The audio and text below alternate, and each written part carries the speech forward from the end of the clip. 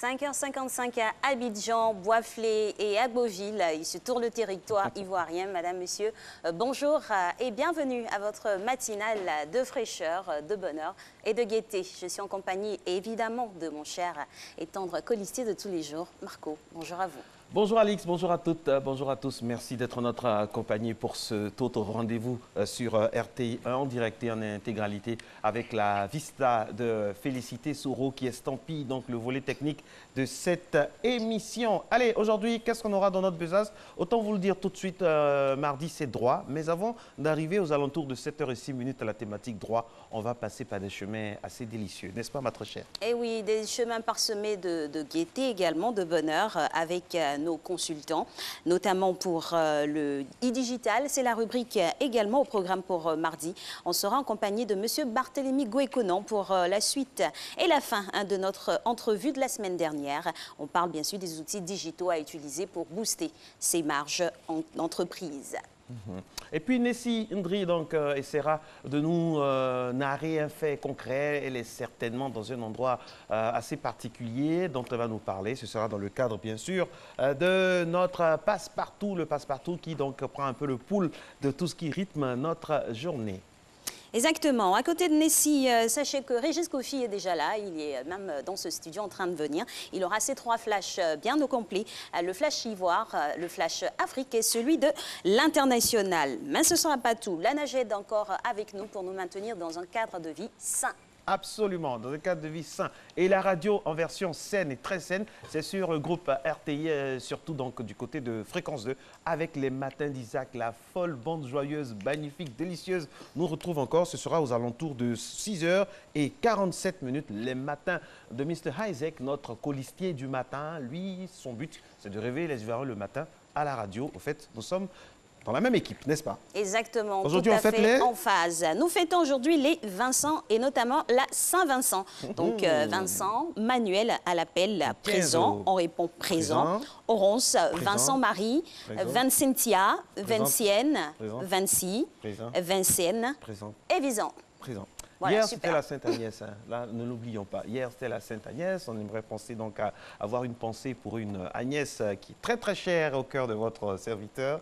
Agnès Josiane, épouse Gouvoy, qui nous regarde en ce moment et qui ont fait un gros bisou. Oui, et gros bisou aussi à Madame Kouassi, notre téléspectatrice. Vraiment... Ah oui, Madame Kouassi, elle est fidèle, elle est assidue. En tout cas, elle nous apporte beaucoup de bonnes ondes pour vous donner le meilleur de nous. Anniversaire aujourd'hui de départ, ils nous ont quittés un 22 janvier. La photo donc s'affiche maintenant. Roger Abinader, industriel ivoirien. Donc c'est son anniversaire aujourd'hui. Voilà un coucou. Donc, et puis ils nous ont quittés un 22 janvier, donc en 2010, Jane Simons, donc actrice britannique qui est née le 31 janvier 1929, décédée en 2010. Exactement. Et à côté de cette disparition, on a aussi l'abbé Pierre, né Henri Gouès, prêtre catholique français, résistant puis député, fondateur du mouvement Emmaüs, qui œuvre dans, en tout cas, tout ce qui est, aide humanitaire, solidarité vers les plus démunis. Merci beaucoup, Alix. Et puis, la fameuse citation de Victor Hugo, aujourd'hui, donc artiste, écrivain, poète, romancier, 1802, vous le savez, jusqu'à 1885.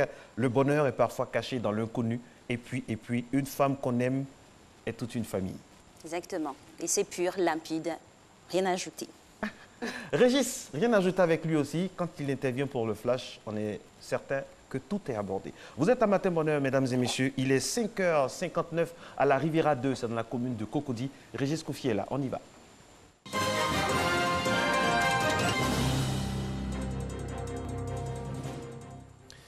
Bien voilà, bien le bonjour à vous, Alexis et Marco, madame, monsieur, bonjour. Voici l'actualité nationale. Les relations entre le Fonds monétaire international FMI et la Côte d'Ivoire sont bonnes. C'est ce qu'a dit le président de la République, Alassane Ouattara, qui a présidé hier une rencontre à Abidjan des représentants et directeurs des centres d'assistance technique du FMI en Afrique. Les consultations pour la réforme de la commission électorale indépendante CEI ont démarré hier à Abidjan.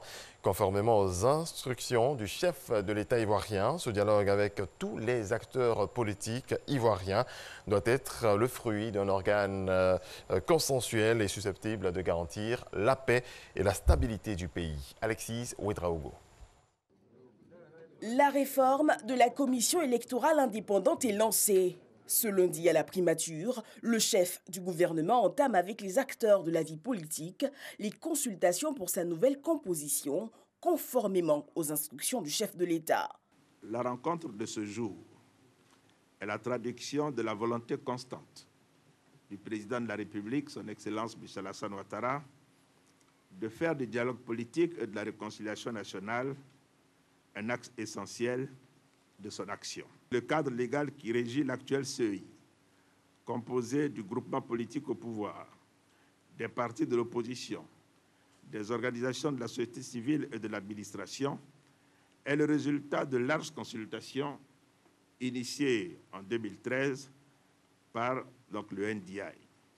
Dans cette même dynamique, le chef de l'État, son Excellence Michel Alassane Ouattara, a bien voulu donner à nouveau droit aux recommandations de la Cour africaine des droits de l'homme et des peuples quant au réexamen de la composition de la CEI en vue d'en assurer un meilleur équilibre. Il s'agit pour nous d'apporter une réponse consensuelle à cette question. Il est demandé aux partis et groupements de partis politiques d'élaborer et de mettre à disposition dans un délai de 2 semaines leurs différentes propositions qui seront la base des discussions, l'idée étant de trouver ensemble le meilleur compromis. La méthodologie que nous vous proposons pour cette réflexion s'articule autour des 2 phases dont la première concerne l'ouverture de la réflexion, qui est l'objet de la réunion de ce matin, l'élaboration de vos contributions dans un délai de 2 semaines, le dépôt des contributions respectives au ministère de l'Intérieur et de la Sécurité, qui sur cette base va préparer la deuxième rencontre avec le gouvernement. La deuxième phase de ce processus consistera en une discussion avec le gouvernement pour présenter les différentes propositions et rechercher ensemble le meilleur compromis. Prenant la parole tour à tour, les représentants des partis et groupements de partis politiques ont salué cette décision du chef de l'État Alassane Ouattara de faire droit à la Cour africaine des droits et des peuples pour la mise en marche de la réforme. Nous nous réjouissons et nous nous félicitons d'abord de cette initiative, de la déclaration liminaire du Premier ministre qui semble indiquer que le gouvernement a véritablement la volonté, l'ambition de créer les conditions pour qu'il y ait un débat franc, un débat sincère, un débat inclusif. Et nous avons indiqué, nous souhaitons en même temps qu'il y ait un ordre du jour exhaustif et que les décisions soient des décisions consensuelles qui engagent l'ensemble des acteurs. L'adresse du Premier ministre a été très bonne. Il a reconnu que la CEI, il fallait en parler, même si on a des acquis. Il y a beaucoup de choses à faire, donc il faut tout remettre à plat. Il y a de bonnes dispositions de part et d'autre. Maintenant, il faudrait que ce qu'on décide soit appliqué. Nous félicitons le gouvernement de nous avoir invités, d'avoir ouvert le débat. Nous avons posé quelques interrogations. Nous souhaitons que, plutôt que des consultations, il soit réellement mis en place un cadre de concertation de tous les partis politiques. Nous, femmes, chefs de partis politiques, avons besoin de ce genre de rencontres parce que nous mettons de l'eau dans le vin pour que la politique ivoirienne se porte mieux. Aux côtés des hommes politiques, la société civile est elle aussi impliquée. Une rencontre est d'ailleurs annoncée pour les prochains jours. Le gouvernement veut, au terme du processus, parvenir à un organe consensuel et équilibré, gage d'élections transparentes et crédibles. En 2018, le Fonds des Nations Unies pour l'enfance, UNICEF, a soutenu le gouvernement ivoirien pour vacciner plus de 13 millions d'enfants contre la rougeole et la rubéole. L'organisation a également accompagné le gouvernement pour distribuer plus de 16 millions de moustiquaires imprégnés d'insecticides pour lutter contre le paludisme. UNICEF Côte d'Ivoire fait le bilan de ses activités sur l'année écoulée. Bilan satisfaisant selon les responsables, même si de nombreux défis restent à relever. Les élus locaux et premières dames de l'UEMOA œuvrent aussi pour le bien de l'enfant. L'Union économique et monétaire ouest-africaine a lancé à Ouagadougou, la capitale de Burkina Faso, le programme dénommé 3000 collectivités sans enfants dans la rue. On en sait davantage avec Mamadou Kouassi.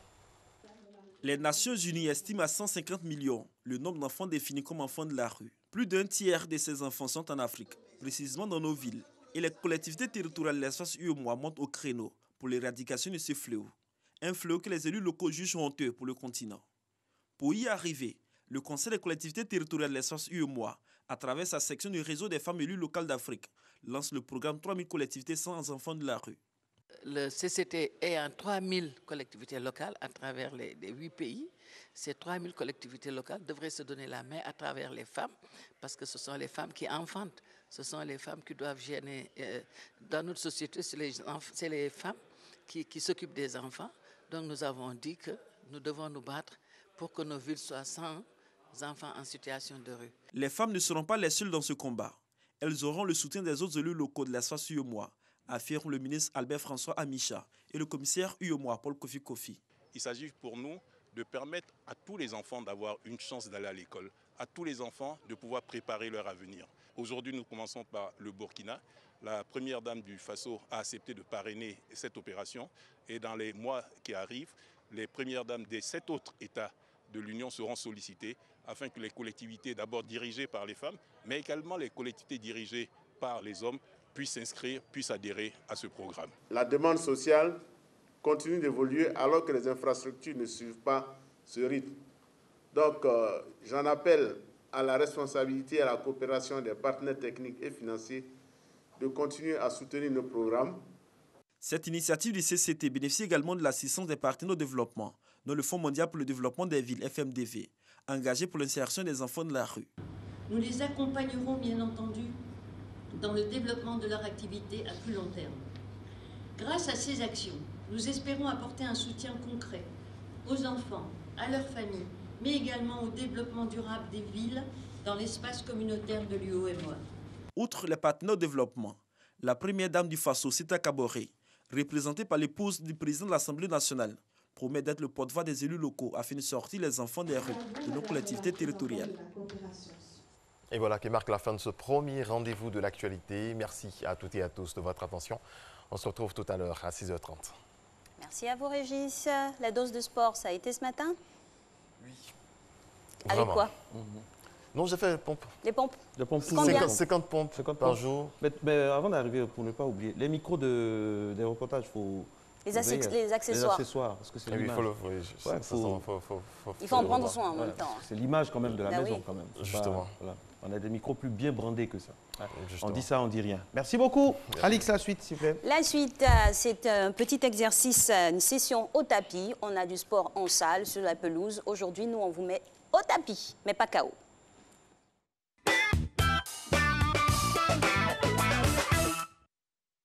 Bonjour, j'espère que vous allez bien.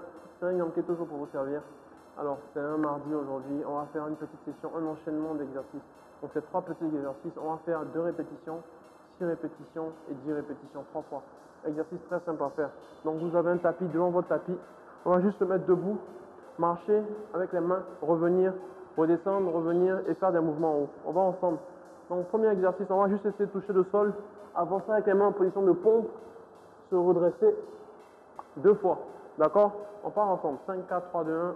Allez, go. On avance. On revient. Une répétition, on repart. On remonte. Deuxième répétition, on court sur place 6 fois. Allez, 1, 2, 3, 4, 5, 6. 10 coups de genoux. 1, 2, 3, 4, 5, 6, 7, 8, 9 et 10. On repart. Une deuxième fois. On va faire le circuit 3 fois, je vous rappelle. Allez, go. On avance. On se redresse. On redescend. On se redresse. On repart. 6 répétitions. 1, 2, 3, 4, 5, 6. Allez, coup de genou. 1, 2, 3, 4, 5, 6, 7, 10 répétitions. 9. Allez, une dernière fois. 5, 4, 3, 2, 1. Go. Une répétition, on repart. La deuxième. On court sur place une dernière fois. Allez, 1, 2, 3, 4, 5, 6, 7, 8 à 10, 9, 10. Fais un coup de genou maintenant, c'est la dernière. Allez, 1, 2, 3, 4, 5, 6, 7, 8, 9. Les 10 derniers plus haut. 1, 2, 3, 4, 5, 6, 7, 8, 9 et 10. Parfait. Un circuit très simple à faire, au poids du corps toujours, pour vous permettre de brûler des calories, de transpirer. Vous pouvez le faire un peu partout, à n'importe quelle heure. Très très simple à faire, vous permettre de transpirer, d'éliminer du gras. Très important. J'aime bien vous pousser. Vous avez remarqué que souvent, j'augmente les répétitions. C'est fait exprès, c'est pour vous pousser à faire mieux. Prenez soin de vous. Bonne journée. Je passe l'antenne à Marco et Alix. Au revoir. Merci beaucoup, coach Cyril Niamke. Il est 6h10 à Santama-Sokora. On espère que vous nous regardez de ce côté-ci de notre pays. Et puis, on espère que vous allez rester avec nous jusqu'à la fin de ce rendez-vous. C'est tous les jours comme ça, du lundi au vendredi, de 5h55 à 7h30. Il y a les fondamentaux, il y a l'info, il y a le sport. Et puis, il y a la route. Ça roule, ça roule, ça roule. Ça s'appelle le point route. On y va.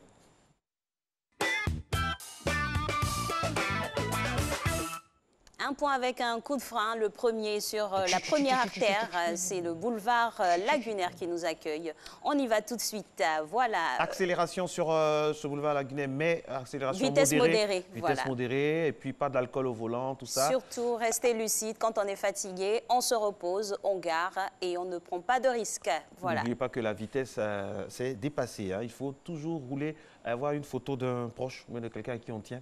Comme ça va nous faire réfléchir par deux fois. Là, c'était le boulevard Lagunaire. Maintenant, nous allons du côté du Latry avec une matinée très jeune qui s'offre à nous sur ce joli plan. Alex, ça vous dit une balade? Ah ben oui, hein, pourquoi pas, juste après ce programme. C'est sûr que le jour sera levé parfaitement.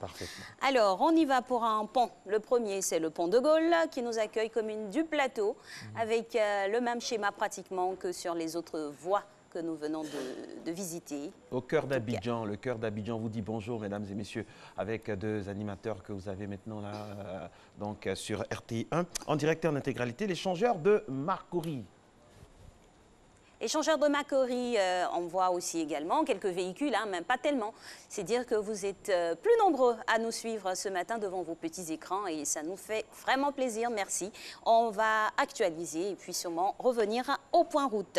Pour l'heure, Marco, il faut savoir qu'aujourd'hui, c'est le 22 janvier 2019. Mais un 22 janvier également, il y a eu d'autres événements, notamment en 1995, où Rose Fitzgerald Kennedy, mère du président John Fitzgerald Kennedy, nous a quittés malheureusement. Et elle est née le 22 juillet 1880. Voilà. Et puis, mesdames et messieurs, il y a un jour aussi très important pour le monde de la couture, le monde de la culture internationale, mondiale, on va dire ça comme ça, 22 janvier 2003, Yves Saint-Laurent fait ses adieux à la couture. C'était un grand moment pour tous les créateurs, pour tous ceux qui sont passionnés de mode et c'était rempli d'émotions. Donc 22 janvier 2003. Et puis on n'oublie pas aussi que le 22 janvier 1879, l'armée Zoulou écrase les Anglais à Issandiolana, c'est en Afrique du Sud. Et puis aujourd'hui, on parle de journée franco-allemande, Alexa. Exactement, on pourrait vous dire bonjour en allemand. Guten Ça se dit Morgen. comment? Guten Morgen. Guten Morgen. Voilà, Guten Morgen avec Wo bist du? Ich liebe dich en tout cas. Mention spéciale Ça, à mon c'est professeur d'allemand. Hey Thiebe, monsieur m'a fatigué. J'espère qu'il nous regarde. Si on le voit, s'il nous voit, Guten Morgen, danke, danke schön. Je crois qu'on a utilisé, on a opté pour la même langue vivante d'eux. Moi aussi, coucou à Frau Kwasi du côté du lycée Mamie Fête de Benjamin. Et Alice était tellement forte en allemand. On disait que quand elle faisait ses devoirs, elle ne voulait pas montrer aux autres. La preuve, elle va continuer l'émission pendant 30 secondes en allemand. Non, on va continuer plutôt en français. Warum? Nein. Quoi, nein? Nein. Ok. C'est nein. Désolé si vous nous regardez de l'Allemagne, vraiment.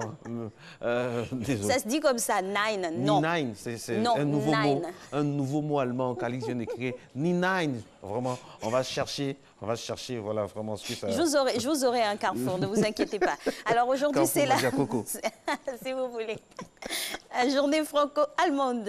À défaut d'être une vraie journée mondiale, cette journée franco-allemande, au moins, a le mérite d'avoir une origine clairement identifiée, en l'occurrence gouvernementale. Voilà, donc c'est un peu pour militer pour le brassage des cultures entre elles, notamment celle de la France et de l'Allemagne. La date symbolique, mesdames et messieurs, du 22 janvier a été choisie en 2003, donc lors du 40e, vous vous souvenez certainement, vous avez certainement souvenance de ce grand moment de l'histoire, lors du 40e anniversaire du traité de l'Élysée signé le 22 janvier 1963. Alix dit oui, pourtant en 1963, j'imagine qu'elle n'était pas encore dans les projets. Non, je n'étais même pas en projet. 22 janvier 1963 par le chancelier allemand Konrad Adenauer et le président français, le général de Gaulle, le traité de l'Élysée avait l'ambition d'ancrer la réconciliation franco-allemande. Au fait, pour faire court et simple, c'est que c'était deux pays qui se détestaient après les deux guerres successives, la première guerre et la der des der, comme on l'a dit, 39-45. Alors il fallait amorcer vraiment une coopération afin qu'on puisse oublier le passé et partir et servir de moteur. C'est ce qui a donné aujourd'hui la naissance de ce moteur de l'Union européenne, l'Allemagne et la France. C'est pour ça que chaque fois, quand il y a une élection en France, par exemple, l'un des premiers actes, gestes du président élu, que ce soit en France ou du chancelier ou de la chancelière en Allemagne, c'est une visite pour montrer que le symbole, les racines, les mamelles nourricières de l'Europe, c'est cette coopération franco-allemande. Eh oui, le couple franco-allemand qui on va dire, qui se met main dans la main pour avancer et faire briller, rayonner toute l'Europe entière. Voilà. Le passe-partout, mesdames et messieurs, c'est maintenant avec Nessie Endry. Je ne sais pas comment on dit ça en allemand, mais en anglais... Endrich. En anglais, c'est Endry. Maintenant, en baoulé, c'est Endry. Nessie Endry, passe-partout, on y va. Alix, Marco, très chers téléspectateurs de Matin Bonheur, bonjour. Vous avez certainement l'habitude de passer par ici sans forcément savoir ce qui s'y passe. Eh bien, sachez que nous sommes au plateau, aux alentours du terminal fruitier d'Abidjan, où de braves dames se réveillent chaque matin afin d'approvisionner les particuliers et les revendeurs en matière de fruits. Voilà. Quel genre de fruits vendent-elles? Comment ça se passe? Comment s'organise-t-elle pour être là chaque matin et pour nous permettre d'avoir toujours des fruits dans nos assiettes? Nous aurons de plus amples informations avec Madame Tana Fofana, la responsable de ce site. Venez, elle est juste là. Bonjour, Madame. Madame Tana, vous allez bien? Oui, ça va. Alors, nous sommes venus échanger un peu avec vous. C'est Matin Bonheur. Faites coucou aux téléspectateurs de Matin Bonheur. Merci. Merci beaucoup. Ça va? Ça va très bien. Maintenant, on veut savoir comment ça va ici. Chaque matin, quand on passe, on voit beaucoup de fruits. Comment vous faites pour nous permettre d'avoir toujours des fruits dans nos assiettes? Donc, avant, là, on prenait ananas au thé ici. Quand les gens la voient, là, c'est que ça ne marchait pas, là. C'est qui peut partir en France, là. C'est ça, nous donne. Ah! Donc, maintenant, là, on ne gagne plus ça. Donc, chaque femme, il prend une voiture pour aller à Boulois pour aller chercher, pour venir. Ici, là, le fruit que tu vois ici, là, on sera payé à Djemé pour venir. D'accord. C'est ananas seulement qui quitte à Boulois. D'accord. Il n'y a pas d'autre fruit qui quitte à Boulois. Pastèque, là, sur la route de Bassam, là, c'est là-bas on prend ensuite pour venir sur le marché. Vous avez besoin de quoi exactement? On a besoin de quoi? Ici, là, on a besoin de tout. Pour arranger nos places, là, parce qu'on est en bord de la route. On est au milieu du plateau. Donc si le plateau là est joli aussi, c'est bon pour tout le monde. S'il y a un joli marché à côté du plateau là, tout le monde vient garder voiture pour payer fruits là. C'est important aussi. Maintenant, Madame Tenet, on aimerait savoir un peu, vous nous avez parlé de jus de fruits, tout ça. Vous pouvez nous présenter les autres activités qu'on trouve ici? Alors, allons-y. Moi, c'est que moi, vous allez nous présenter à vos autres collègues.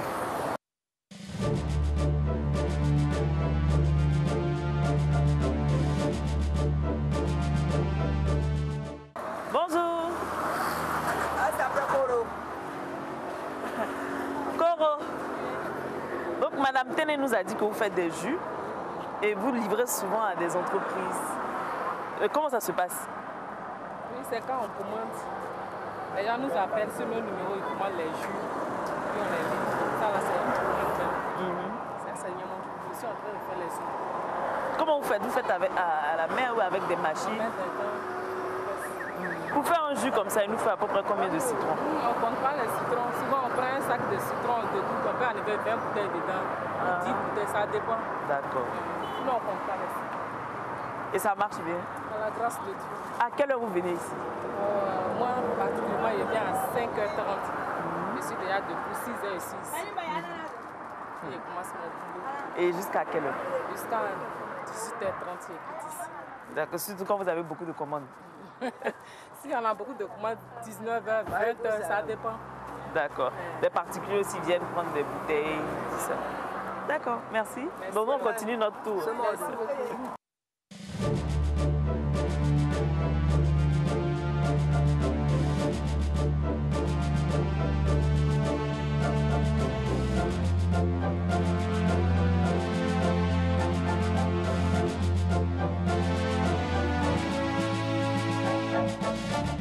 Donc nous sommes avec Maman Binta, l'une des doyennes de ce quai fruitier. Maman Binta, il y a Maman Téné qui a dit que ça fait 48 ans que vous êtes installée ici. Oui. Avant c'était comment? Et puis aujourd'hui, c'est quoi la différence? C'est avant là que parle là. Avant là avec maintenant, c'est beaucoup de différence. Hein? Avant on en a comme ça là, une bassée. Nous on paye combien? Avec les transports, 15 000. On en a 14 réussis là. Nous on paye un carton à 100. Nous vendons 200, 150. Mais à tout le monde, là, on en a 4 même. Nous ne pouvons pas voir ça là même. Pour regarder comme dans le doigt. Maintenant, on en a ça là, passé là. C'est 250.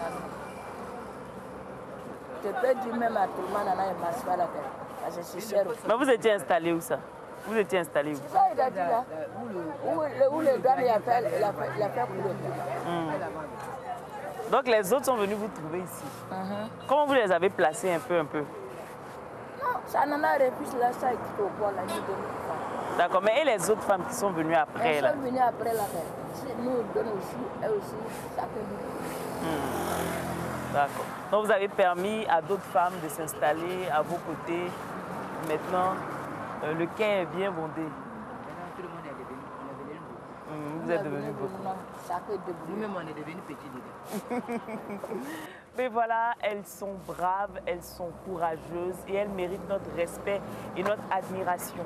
Si vous passez par là, n'hésitez surtout pas à faire une pause et à vous approvisionner en matière de fruits. N'hésitons pas que manger les fruits et les légumes, c'est bon pour la santé. Donc faites-vous plaisir, venez au quai fruitier. Nous étions là, c'était le passe-partout avec Cissé Ibrahim à la caméra. Bye bye. Merci à vous, Nessi et Cissé Ibrahim à la caméra. Alors, on espère que vous êtes bien approvisionnés en produits fruitiers. On attend ici notre ration, n'est-ce pas?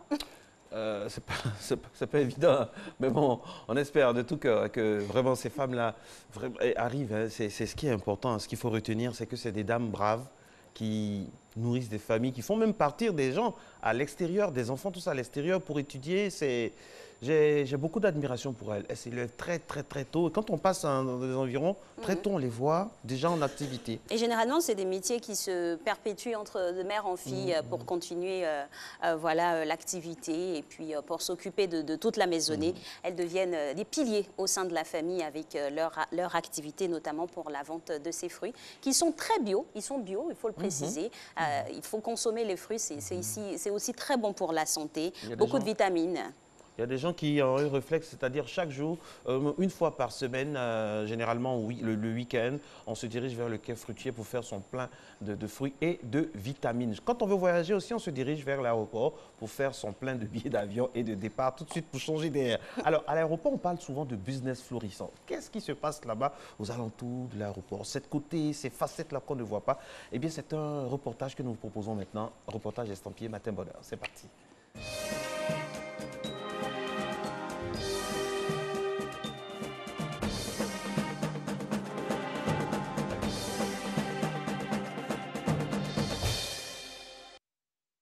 Aéroport Félix Houphouët-Boigny.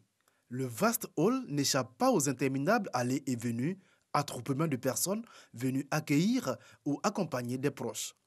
En attendant de prendre leur vol, Mamadou Diarra et ses amis patientent derrière leur café. Depuis 20 ans, je fais que voyager. Hein? J'ai vu qu'au niveau de l'aéroport, avant on n'avait pas ça, ce Burger King qui est là. Avant on n'avait pas ça. Hein? Vous avez un restaurant ici, vous avez un restaurant en haut, vous avez une salle VIP, et vous avez plusieurs choses. Vous avez Burger King, c'est comme on se retrouve en Europe. Hein? Pierre Ella, lui, vient à peine de débarquer de Yaoundé. Il a le temps de prendre un encas avant de regagner sa destination finale. J'avoue que c'est bien, c'est comme on dit fast food. En quelques minutes, j'ai mangé, j'avais faim avant d'aller attaquer le boulot. Le fast food ou restauration rapide, c'est l'un des nombreux services proposés à l'aéroport d'Abidjan. Une activité commerciale qui connaît un succès indéniable. Les prix ici varient entre 500 et 3000 francs CFA, jugés parfois trop élevés par les clients. C'est par rapport aux taxes aéroportuaires que les prix sont fixés. C'est pourquoi que les prix sont élevés. Ce petit restaurant peut accueillir une centaine de clients en moyenne par jour. À 2 mètres de là, une autre transaction est en cours. Dans ce bureau de change manuel, un voyageur est venu échanger ses billets d'euros contre du franc CFA. Là, c'est le coupure de 100 euros. Là, c'est le coupure de 50 euros. Un billet comme ça, à 655,957, ça fait 32 800. Ici, le voyageur qui part ou qui arrive peut se procurer tout type de devises. Quand tu vérifies à chaque voyageur, au moins il y a au moins 10 euros sur lui, il est obligé de mettre ça en francs CFA pour pouvoir circuler à Abidjan. L'aéroport nous rapporte plus parce que bon, c'est un aéroport international, donc du coup, il y a beaucoup de voyageurs, ça marche très bien. Si François et ses collègues voient transiter entre leurs mains chaque jour des dizaines de millions de francs CFA, un voyageur, lui, ne peut échanger plus de 2 millions de francs CFA par jour. Autre activité commerciale qui a pignon sur rue sur la plateforme aéroportuaire, l'emballage de bagages. Certes, pas obligatoire, mais générateur de revenus pour l'entreprise qui emploie Kadi. Ici, l'emballage coûte 2500 francs, le colis. Un bagage, peu importe, on peut avoir 2 bagages associés, mais ça fait un colis. Ça fait 2500 francs. Maintenant, si vous avez plusieurs bagages, c'est-à-dire que vous avez 10 bagages, on fait des remises. C'est une activité vraiment qui nourrit son homme. Une fois les bagages emballés et l'enregistrement effectué, le voyageur peut accéder à la salle d'embarquement. Mais avant de prendre son vol, il a la possibilité de faire des emplettes dans ces boutiques d'un type particulier. La particularité de cette boutique, c'est des produits hors taxe que nous vendons à des passagers exclusivement, à des passagers munis d'une carte d'embarquement et d'un passeport. Autre particularité de cette boutique, la qualité des articles proposés. Nous traitons directement avec les maisons mères parce que c'est des produits d'origine. Donc vous êtes sûr de la qualité des produits qu'on vend ici. C'est des produits sûrs qui sont vraiment contrôlés. Une qualité des produits et de services qui contribue au succès commercial de ces boutiques à l'aéroport. On se fait plein de bénéfices parce qu'on a plein de clients. Donc on a plein de clients, ils achètent plus. Mais si on a moins de clients, ils achètent moins. Mais on a plein de clients dont on se fait les sous. La clientèle, ces opérateurs économiques les recrutent parmi les nombreux voyageurs de l'aéroport d'Abidjan. Ceux-ci étaient au nombre de 2 700 000 en 2017. Mesdames et messieurs, votre attention, s'il vous plaît, arrivez en provenance de Bruxelles.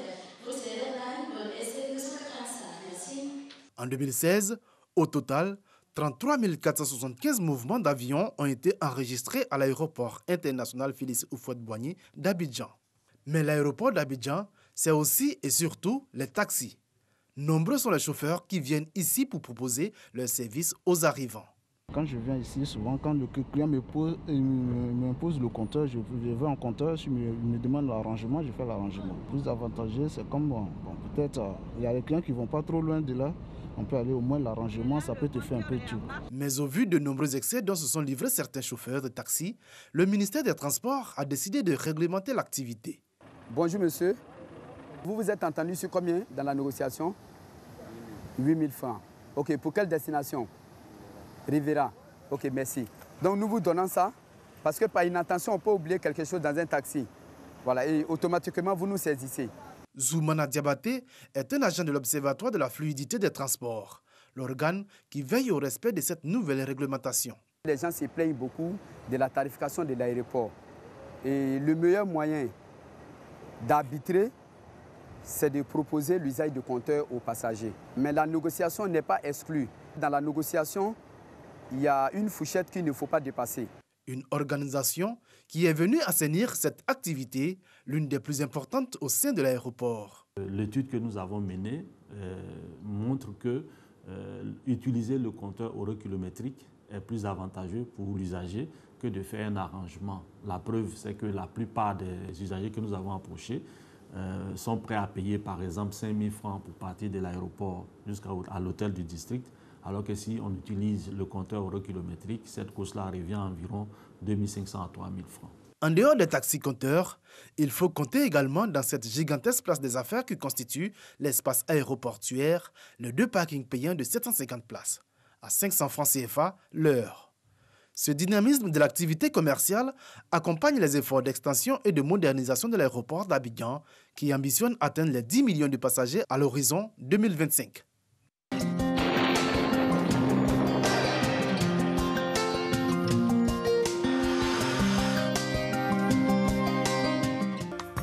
Mesdames et messieurs, bonjour. Un temps fait de brouillard ou de brume humide sera observé dans la partie sud-est du pays au cours de cette matinée. Par la suite, le temps sera partiellement nuageux avec de faibles pluies localisées sur le littoral est. Les parties sud-ouest seront généralement nuageuses avec de faibles averses de pluie localisées. La bande centrale sera peu nuageuse avec la présence d'air relativement sec. Le nord, quant à lui, sera sous l'influence d'un temps sec et froid. Côté température, on notera au cours de cette matinée 26 degrés à Abidjan, 25 à Adiaké, 21 degrés à Bondoukou, 23 degrés à Boaké, Daloa et Dimbokro, 24 degrés à Gagnoa, 20 degrés à Korogo, 19 degrés comme température minimale dans les villes de Mans et d'Odiéné, 25 degrés à San Pedro et à Sassandra, 24 degrés à Tabou et 23 degrés dans le district de Yamoussoukro. Au cours de cet après-midi, un temps relativement ensoleillé meublera le ciel des régions du sud. En milieu ou en fin de période, des passages nuageux présents sur le littoral pourraient occasionner de faibles pluies localisées. L'ouest, le centre et l'est seront peu nuageux avec la présence d'air sec. Le nord, quant à lui, restera sous le contrôle des vents secs de l'harmattan. Ainsi, un temps sec et chaud sera très présent. Le mercure affichera au cours de cet après-midi 32 degrés à Abidjan, 33 à Tiaké, 34 degrés dans les villes de Bondoukou et de Boaké. Daloa affichera 35 degrés, 36 degrés à Dimbokro. Une série de 34 degrés est attendue dans les villes de Gagnoa, Korogo, Mans et d'Odiéné. 32 degrés à San Pedro, 32 également dans les villes de Sassandra et de Tabou et 35 degrés à Yamoussoukro. Très bonne suite de programme et agréable journée à vous.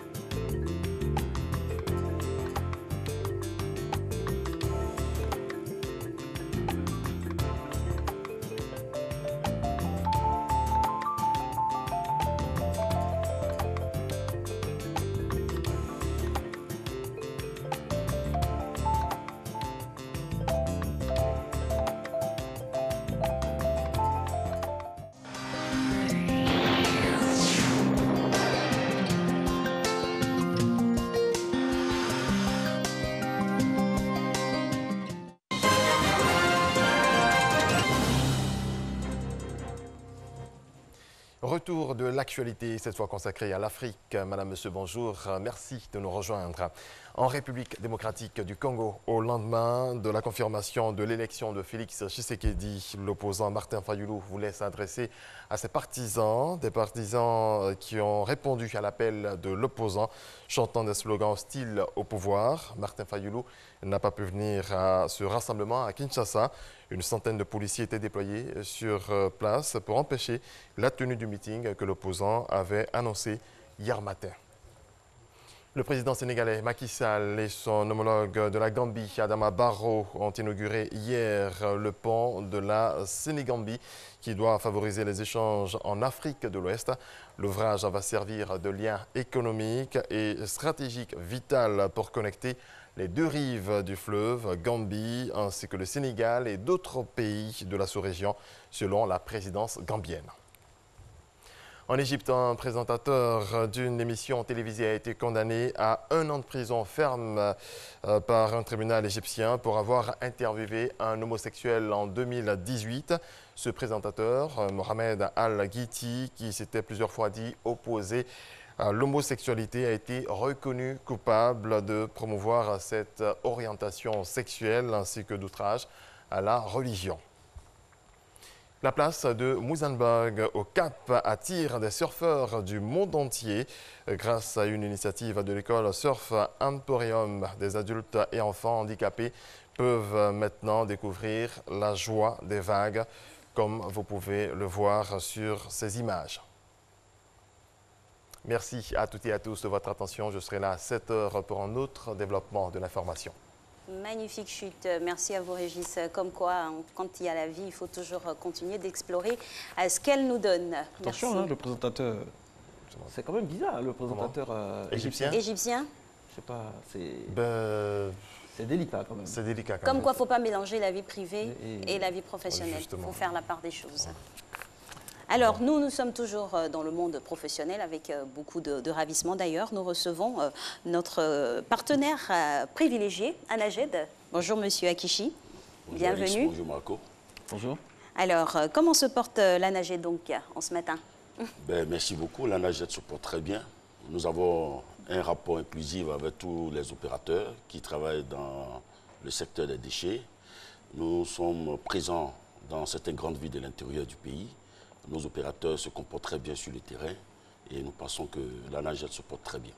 Alors, est-ce que vous avez un bon retour hein, en ce qui concerne le changement de comportement de la population abidjanaise vis-à-vis de cette nouvelle politique de gestion des déchets? Écoutez, c'est un processus. Le changement de comportement est un processus qui se décline en plusieurs étapes. Nous avons d'abord procédé à la connaissance. La première étape, c'était la connaissance du projet, le nouveau comportement. C'était de présenter à la population la nouvelle dynamique de gestion des déchets en Côte d'Ivoire, avec la modernisation du secteur, avec la construction du centre de valorisation et d'enfouissement technique, surtout avec la fermeture de la déchetterie d'Akwedo, la présence des nouveaux opérateurs, l'installation des barques, des coffres et des véhicules flambant neufs qui ne laissent pas aujourd'hui transparaître les odeurs à Abidjan. Et donc les Ivoiriens ont commencé à adopter cette nouvelle politique.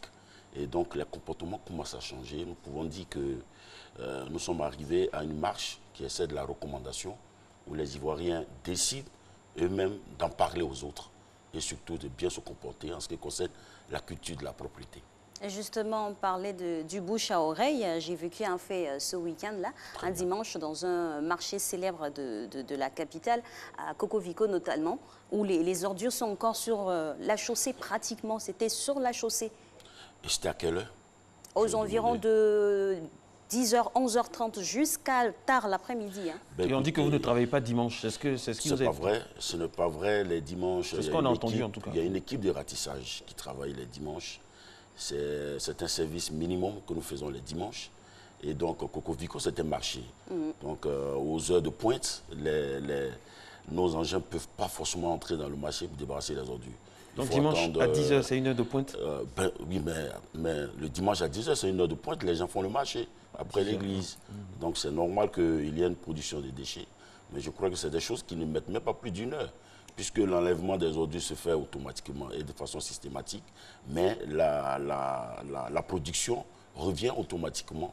Parce que vous savez, la meilleure manière de gérer les ordures, c'est de ne pas en produire. Est-ce qu'on peut vivre sans produire les ordures? Non, justement, voilà. Donc il faut pallier à la situation.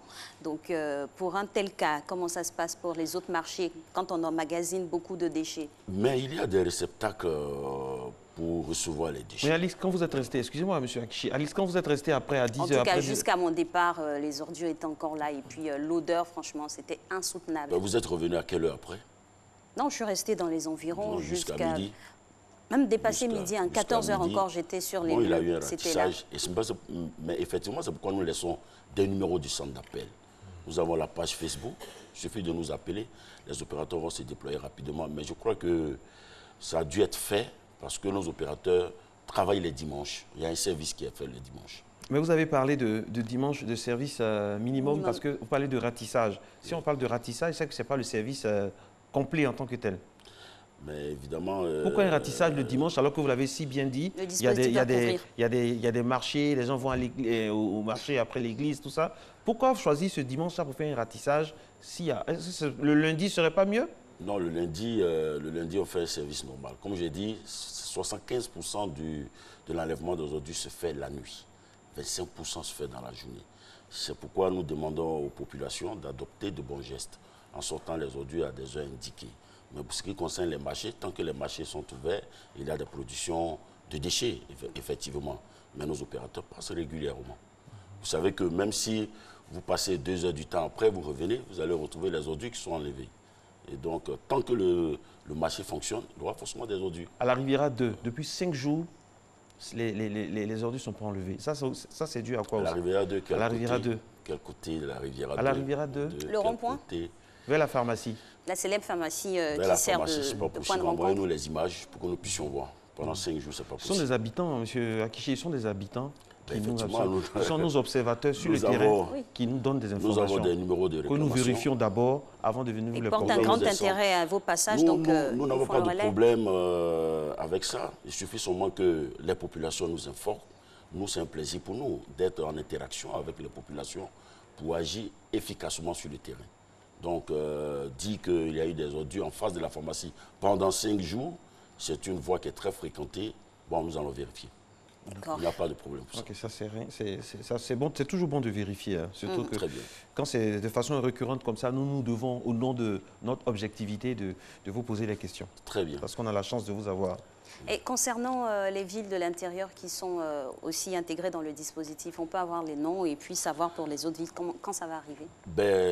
C'est un déploiement qui est progressif. Nous, l'ANAGED s'installe progressivement à l'intérieur. Nous sommes dans des grandes villes, comme vous les connaissez, San Pedro, Yamoussoukro, Korogo, Gagnoa, Bondoukou, au fur et à mesure, Bassam et autres. Donc, d'ici quelques temps, toutes les villes auront des représentations de l'ANAGED. C'est une politique.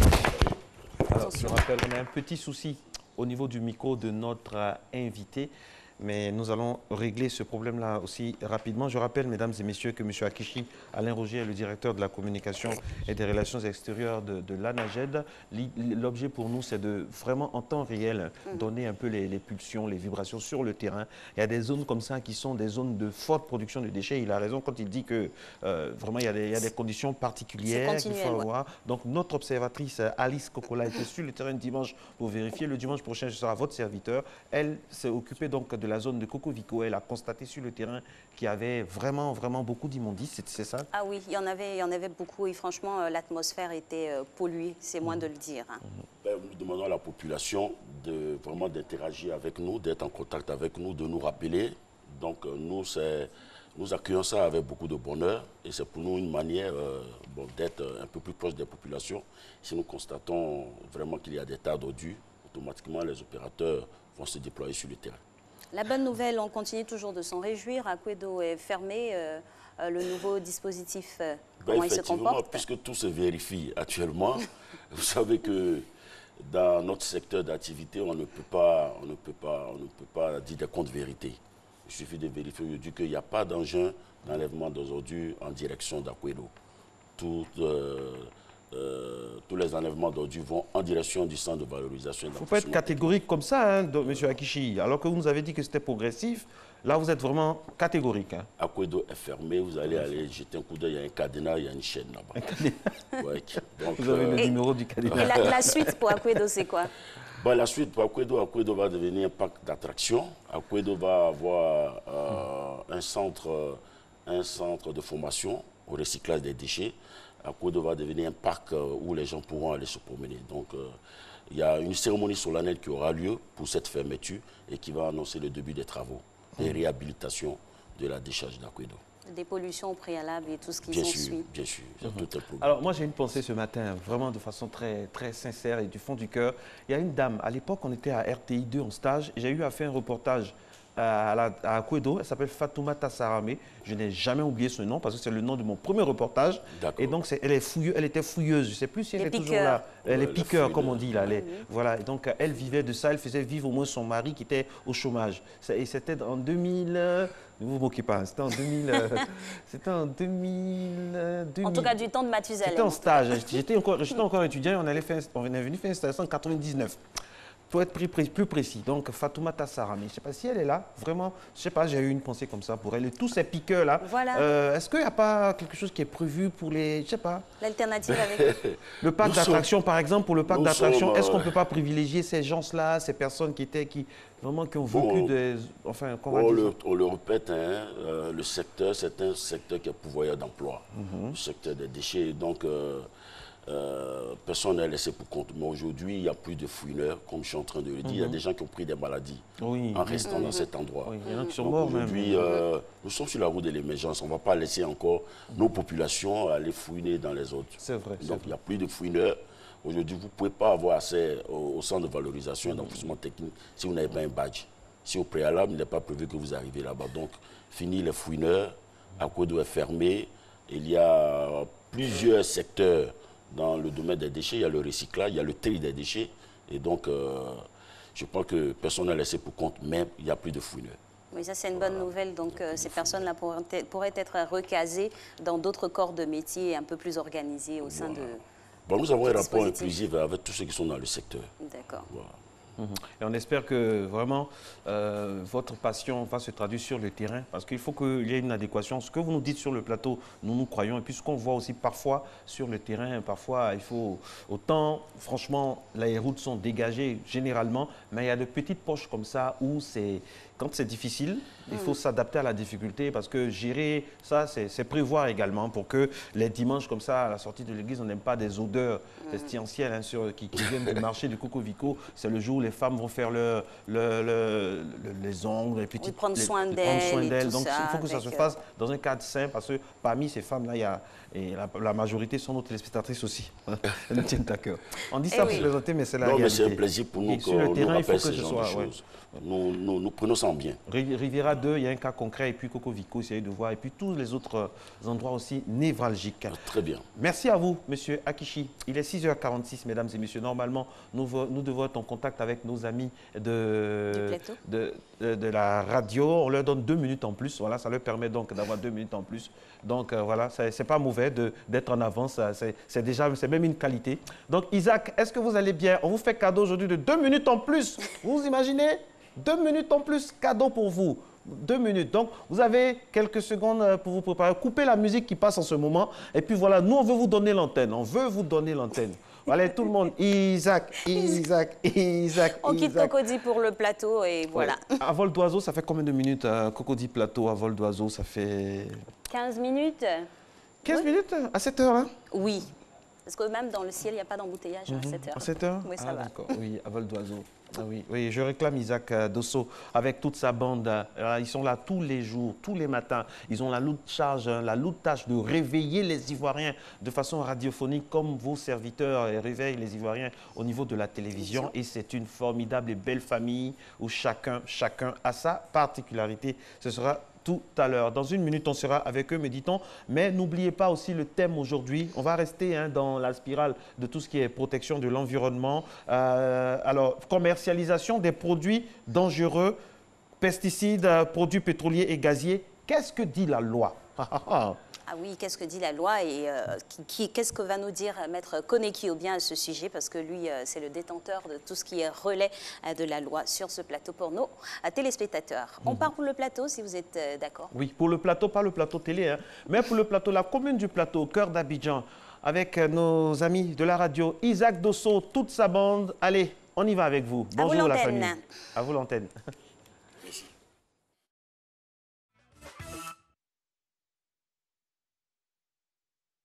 Droite, gauche, droite, bye bye. Bon.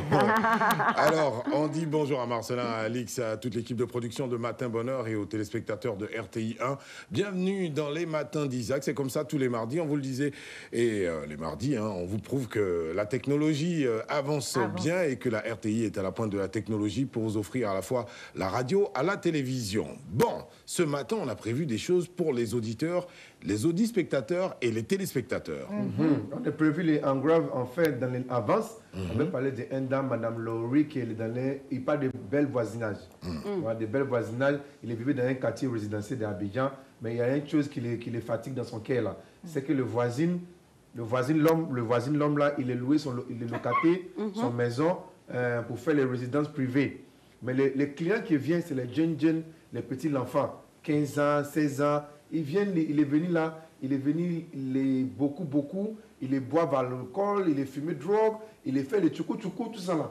Hein, le bruit là, c'est devenu insupportable. Donc les femmes là, il a envoyé les messages pour dire que ce qu'il les voit depuis son balcon là, c'est pas une bonne chose. Il les voit les enfants, il est monté dessus, tu vois un truc comme ça. Il appelle les fêtes là, les chill ou bien les chill. Donc il a approché le docteur aujourd'hui là pour demander son avis. Est-ce qu'il doit porter plainte ou bien le laisser comme ça? Bon, on va essayer de dire ça en français facile. Ça c'est quoi, il parlait comme ça? Non, toi c'était en français Igbo. Alors c'est Madame Laurie qui nous fait part d'un problème aujourd'hui. Elle dit que son voisin, elle vit dans un quartier résidentiel, il faut le préciser, son voisin met en location sa résidence. Mais ce qui l'intrigue, ce sont les clients qui sont reçus dans cette résidence-là. En fait, il s'agit de jeunes élèves qui sont pour la plupart en tenue scolaire, qui viennent dans cette résidence-là. Et ils font beaucoup de bruit. Et en plus du bruit qu'ils font tout le temps, ils consomment de la drogue, de l'alcool, sans oublier le côté sexe. Donc elle, vraiment, ça la dérange. Donc elle a tenu à parler au voisin en question. Elle lui a dit, mais attends, très cher ami, ce que tu fais n'est pas bien. Il faut arrêter, il faut que ça s'arrête. Et le monsieur lui a dit carrément que cette histoire ne la concerne pas. Il n'est qu'à aller prêtre. Donc, quoi? Il n'est qu'à aller prêtre, comme les boutons là. Non. Voilà. Alors donc il dit, la dame n'est pas concernée par cette histoire-là, que ça n'engage que lui seul. Donc de son balcon, elle voit toujours la scène, tout ce qui se passe là-bas. Franchement, elle, ça la gêne. Donc elle demande à Prissy ce qu'elle doit faire. Elle doit aller porter plainte ou elle doit laisser faire. Docteur Zouzouwawa, qu'avons-nous à faire? Voici des gens qui se comportent comme des animaux. Dans une ville où en ce moment tout est modernité, comme on le dit. Toi, un père de famille, c'est-à-dire, je ne sais pas, il faut savoir faire la différence. Même quand on cherche l'argent, ce n'est pas de l'argent de tout le monde on prend. J'aimerais attirer l'attention, je lis le sujet, j'attire l'attention sur nos parents businessmen. Ce n'est pas parce que vous faites du business que vous allez vous permettre de prendre tout et n'importe quoi.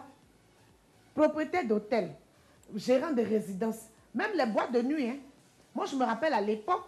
De ton ancien vie? Oui. Pour entrer dans une boîte de nuit, il fallait une carte d'identité. On ne laissait pas entrer dans les boîtes de nuit les mineurs. Mais aujourd'hui, quand tu arrives dans la-bas, tu les vois comme ça, ils sont alignés. On dit c'est eux qui payent. Génération Top Rafia, ils doivent s'en souvenir. On dit c'est eux qui payent, c'est eux qui ont l'argent. Ils payent avec quoi? Toi, un gars, tu prends ta maison pour faire résidence privée. Et tu as comme client des mineurs. Bon, quand un mineur, c'est-à-dire que quand toi-même tu ouvres ta greffe pour dire à un mineur, ma résidence, là, la journée à 120 000, la journée à 150 000, et puis ce mineur arrive à te donner les 150 000, là. Tu es content? Mais un enfant qui a 15, 16, 17 ans, il va lever 100, il fait quoi dans la vie? Ouais, quand on lui pose la question au propriétaire, quand on pose la question, il dit, moi je fais mon affaire. Hein, mais même si tu fais ton affaire, mais c'est idiot parce que toi, le propriétaire en question, là, tu es un père de famille. Même si tu n'as pas d'enfant, là, tu es appelé à avoir des enfants. Donc, il ne faut pas faire ça. C'est-à-dire que ton parent a le devoir d'éduquer, même quand ce n'est pas ton enfant. Il ne faut pas te fâcher. Non, non, je ne suis pas encore fâché là, je suis à la première mi-temps. Ah bon? Oui. Aussi, hein. Même quand c'est l'enfant de ton voisin. Mais c'est ça là qui me plaît dans les bas quartiers.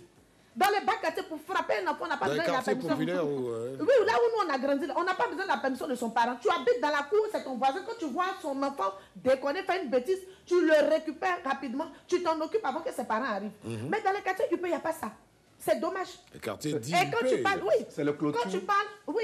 Non, les enfants sont émancipés. Les enfants, toi-même, un parent conscient, même si on dit tu cherches l'argent, on dit tu es propriétaire des résidences, tu es propriétaire de boîte de nuit. Toi, ta boîte de nuit qui se respecte, d'abord, toi-même, l'état de ton éducation.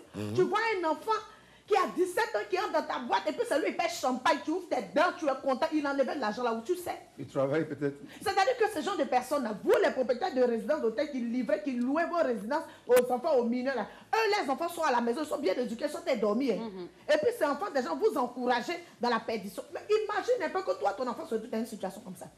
Quand vous voyez les annonces sur Facebook, partout à la télé, on dit telle femme a perdu sa fille, on a égorgé sa fille, il y a un sein, on a retrouvé. Vous êtes content.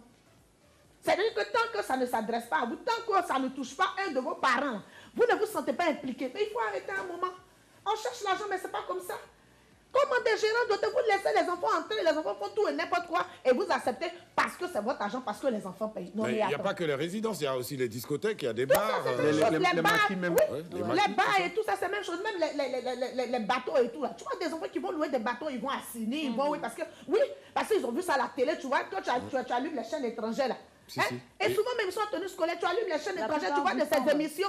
Moi, ça m'énerve quand je vois ça. Tu vois de ces émissions sur les chaînes étrangères, là. On dit concours de la villa de Doussa, concours de comment tomber amoureux. On met un groupe de personnes dans une maison. Ça donne l'occasion justement de rappeler aux parents qu'il y a le contrôle parental. Donc, et c'est bien pour ça que il faut poser la télé. C'est bien pour ça que les chaînes du groupe RTI prennent le soin quand même de regarder, les contenus. Faut chercher film X RTI. Ça n'existe tu pas. Tu vas chercher ça pour des siècles. C'est entre minuit et puis. C'est quel acteur qui a tourné ça pour passer? Non, mais là-bas, c'est le gars qui fait chant, là, celui qui est là. Mais quand tu cherches, ça fait chant.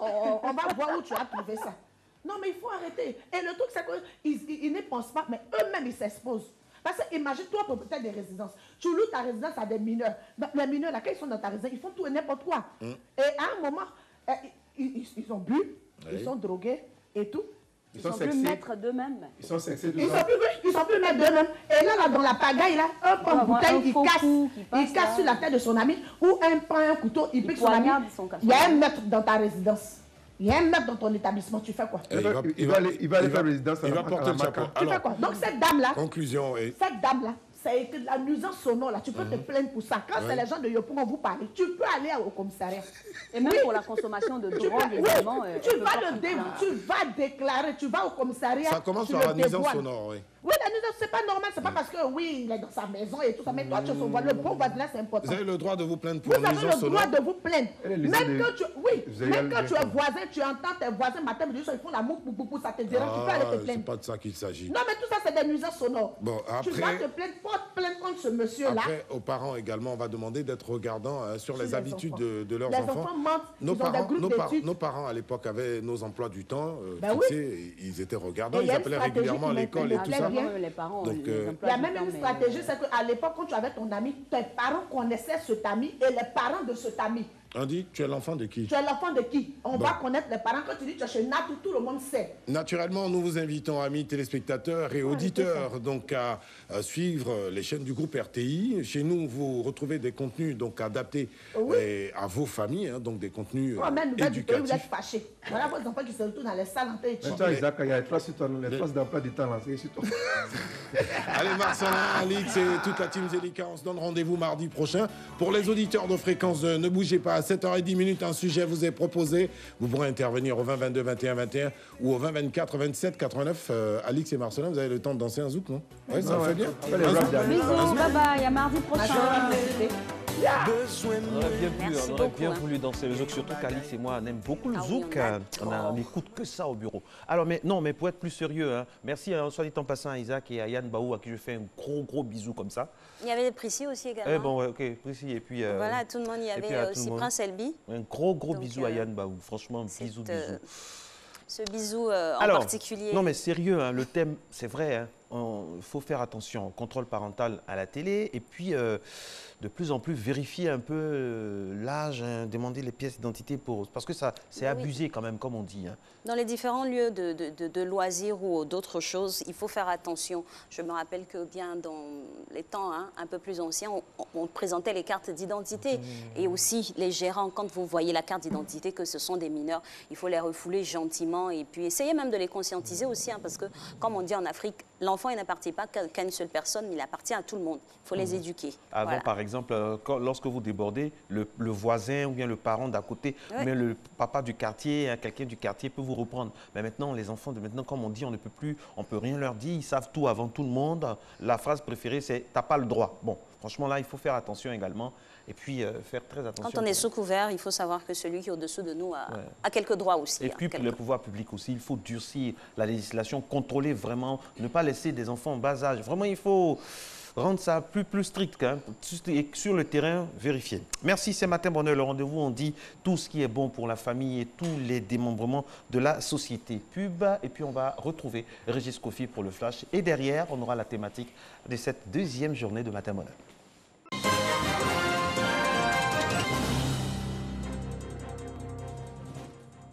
Dernier point de l'actualité dans Matin Bonheur, cette fois consacré à l'international et on démarre en France. 4 personnes soupçonnées d'avoir participé à la retentissante escroquerie de la viande de cheval vendue comme du bœuf en Europe, parmi lesquels 2 ex-dirigeants de l'entreprise Spanghero sont jugés à partir de ce lundi à Paris. Les prévenus sont notamment soupçonnés d'avoir trompé une entreprise de fabrication de plats préparés. Le géant américain Google a écopé hier d'une amende record de 50 millions d'euros, environ 33 milliards de francs CFA, infligée par l'autorité française chargée de la protection des données privées qui estime insuffisante l'information sur l'exploitation des données personnelles de ses utilisateurs. L'organisation a été saisie par des plaintes déposées séparément par 2 associations de défense des droits des internautes. Dans un sous-sol de Dublin, les réserves d'or s'accumulent à mesure que la date du Brexit approche. Leurs propriétaires, beaucoup d'investisseurs nord-irlandais inquiets d'une sortie du Royaume-Uni de l'Union européenne sans accord. Reportage. Serrures renforcées, lecteurs d'empreintes digitales. Dans ce sous-sol d'un immeuble de Dublin, on ne plaisante pas avec la sécurité. Et pour cause, ce coffre-fort abrite les lingots d'or de la société irlandaise Merion Vaults. Alors que le spectre d'un Brexit sans accord se profile au Royaume-Uni, de plus en plus de particuliers investissent dans le précieux métal. Ils craignent une dévaluation importante de la livre sterling en cas de Brexit dur. Donc ils achètent des lingots d'or par notre intermédiaire pour ensuite les stocker. Et si la livre baisse, le lingot prendra de la valeur. Dans ces quelques 3000 coffres, lingots et pièces s'accumulent depuis le référendum de 2016. L'entreprise a noté une hausse de 70% de ses clients en provenance d'Irlande du Nord, où il n'existe aucun service similaire. L'instabilité de la livre sterling a rendu l'or particulièrement attractif, alors que la monnaie britannique plongeait à son plus bas depuis 1985 après le vote du Brexit. Les cours de l'or étaient partis à la hausse. L'impact le plus net du Brexit sur la demande en or au Royaume-Uni a eu lieu au moment du vote. Dans les mois qui ont précédé et ceux qui ont suivi, nous avons vu une augmentation de l'activité autour de l'or. Mais cela s'est probablement un peu essoufflé au cours des 2 dernières années. Je pense que de nombreux investisseurs souffrent d'une lassitude liée au Brexit.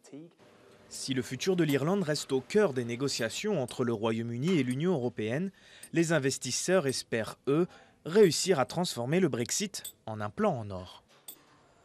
Du sport handball, les Français sont qualifiés pour les demi-finales du mondial avant leur dernier match grâce à la victoire des Allemands sur les Croates 22-21 hier à Cologne. Les Croates devaient au moins faire match nul pour garder un espoir avant d'affronter la France demain. Et la qualification de la France grâce à la victoire des Allemands Thomas Pic, puisqu'aujourd'hui, 22 janvier, c'est la journée franco-allemande. Alix et Marco en ont parlé. Une journée qui marque la naissance du traité de l'Élysée signé le 22 janvier 1963 et qui avait l'ambition d'ancrer la réconciliation franco-allemande au sein de la société. C'est la fin de ce point de l'actualité. Très bonne journée à toutes et à tous. Merci Régis. Et nous renforçons encore nos liens, chers téléspectateurs. Restons pour la thématique droit aujourd'hui avec Maître Koneki Obien, commercialisation des produits dangereux, pesticides, produits pétroliers et gaziers. Que dit la loi? On le saura avec le maître même avant élément.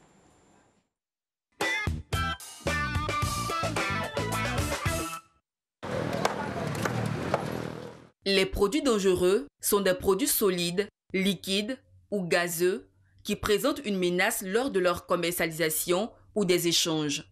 On les retrouve comme substances pures ou mélanges dans tous les secteurs d'activité du garage à l'entreprise, du laboratoire au ménage, au chantier de BTP, du ménage au salon de coiffure. Les normes de sécurité ne sont pas toujours respectées dans la manipulation de ces produits dangereux. Vendre du carburant à l'air libre, imaginez que quelqu'un passe avec une cigarette, paf, tout de suite en flamme.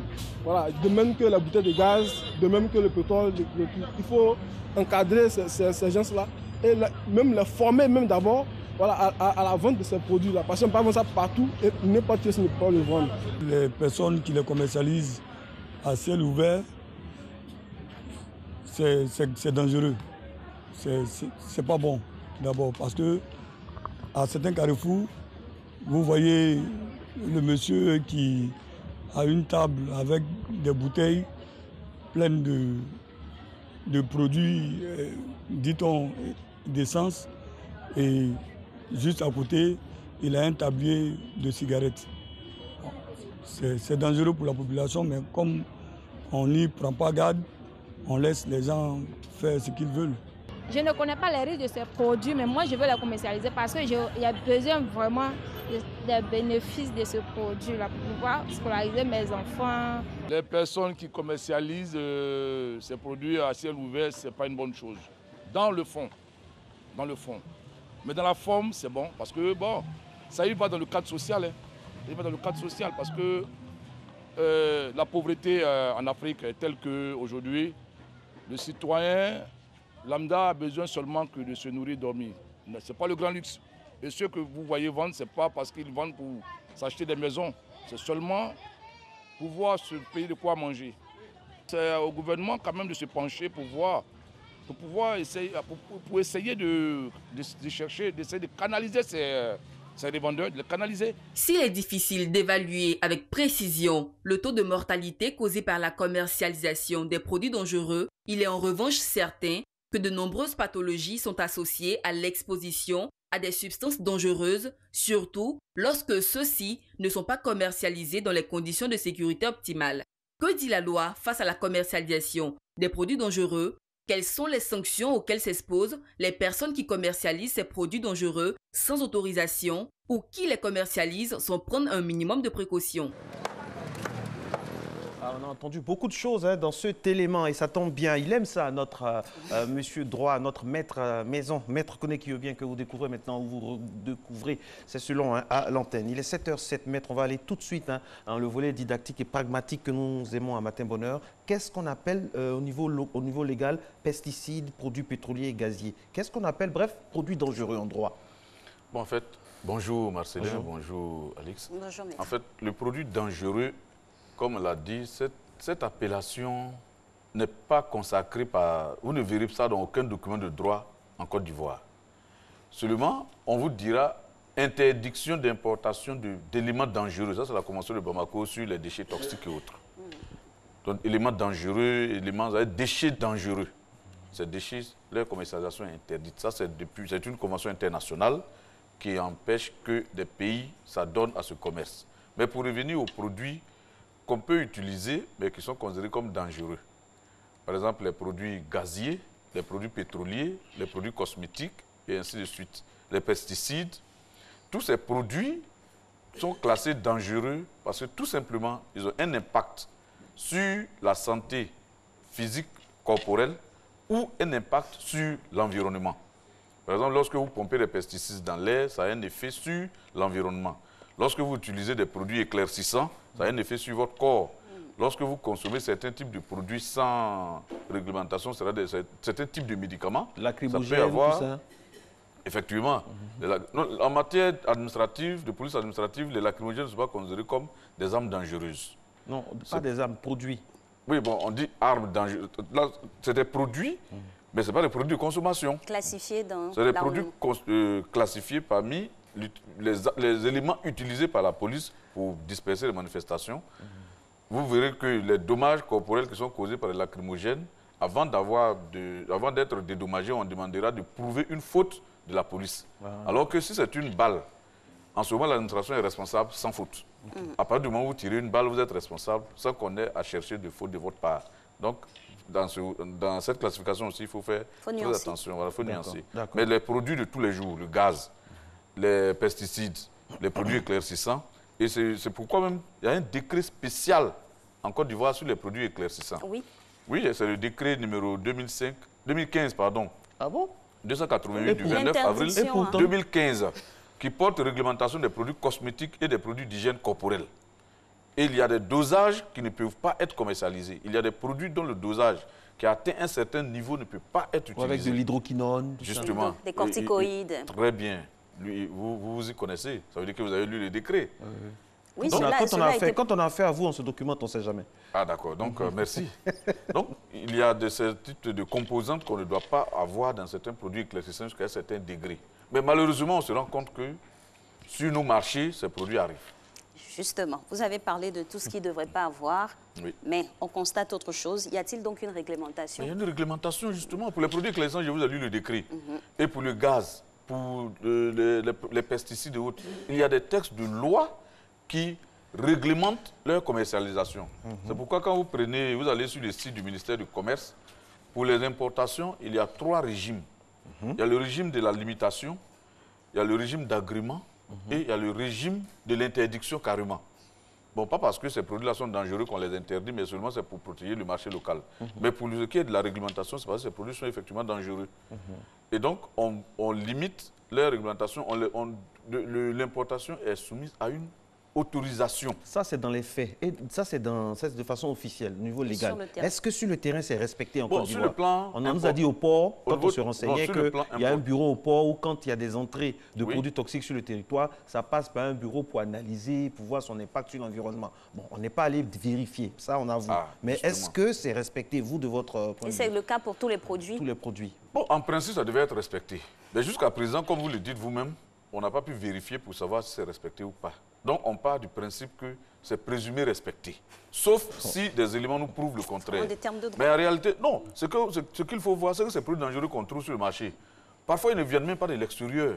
Ils sont fabriqués sur le marché local. Vous vous souvenez, une année, il y a eu une explosion d'une usine au plateau. Une usine chimique. C'est quand l'usine a explosé qu'on s'est rendu compte que dans cet endroit fermé, il y avait une usine chimique.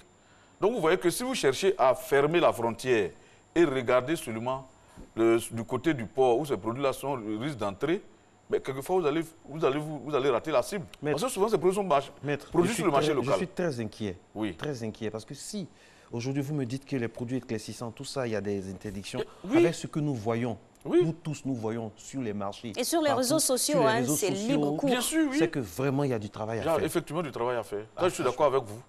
Je suis d'accord avec vous. Parce que quand vous prenez ce texte, vous le lisez, vous allez vous rendre compte qu'en réalité, on ne devrait même pas avoir de pots décapés.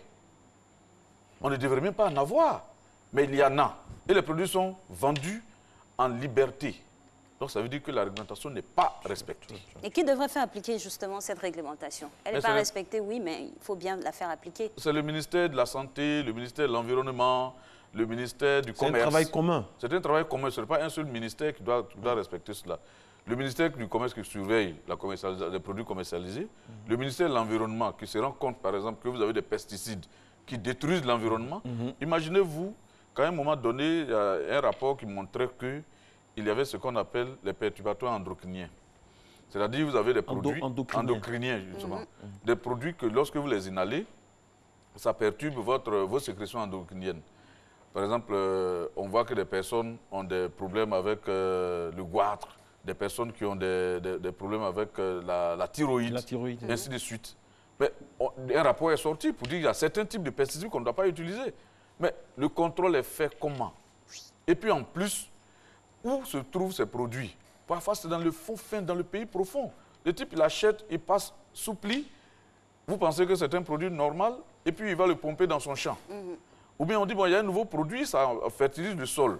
Mais est-ce qu'on l'utilise pour savoir quels sont les effets sur l'environnement, sur la santé? Ou bien j'ai une copine qui est à Dubaï, elle est revenue avec des produits, on dit que ça fait ceci, ça fait cela, ça donne ça, ça donne ça. Vous êtes au bureau, vous voyez quelqu'un qui vient et dit, bon voilà un nouveau produit, si vous le pompez sur votre salade, ben, vous en produirez 10 fois plus, et que ça vient d'arriver de tel pays, avec des étiquettes souvent écrites dans des langues qu'on ne comprend pas. Mais ça aussi, c'est ces choses-là qu'on ne devrait pas permettre. Donc, voilà des gens qui ont des sacs à dos, parce qu'il faut tout dire, hein, des gens qui ont des sacs à dos qui passent de maison en maison pour faire des piqûres, pour faire revenir le teint, avec des seringues dedans, tout ça, parfois c'est pas contrôlé. C'est tout ça les produits dangereux. C'est chaud. C'est tout ça que la réglementation doit avoir. Ou bien on vous dit non, on pompe, et quand vous pompez dans la maison, tous les moustiques tombent. Mais quand les moustiques tombent, est-ce que vous savez qui tombe après? Mais oui. Parce qu'il y a quand même des produits dont la réglementation est déjà bien faite, on les connaît, qui passent par des laboratoires bien déterminés. Mais ces produits, on les laisse parce qu'on se dit qu'ils sont chers, on va prendre le moins cher. Et même nos ampoules électriques.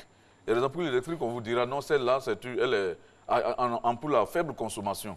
Mais derrière la faible consommation, il y a quelque chose qui ne va pas parfois. Donc voilà tous ces éléments-là Donc quand on dit produit dangereux, il n'y a pas que le gaz, il n'y a pas que le pétrole, il n'y a pas que le carburant qu'on commercialise, mais là encore, parfois il y a des stations, lorsqu'on les regarde, les conditions dans lesquelles elles sont installées, ça veut dire qu'en cas d'accident, c'est tout un quartier qui va partir en fumée.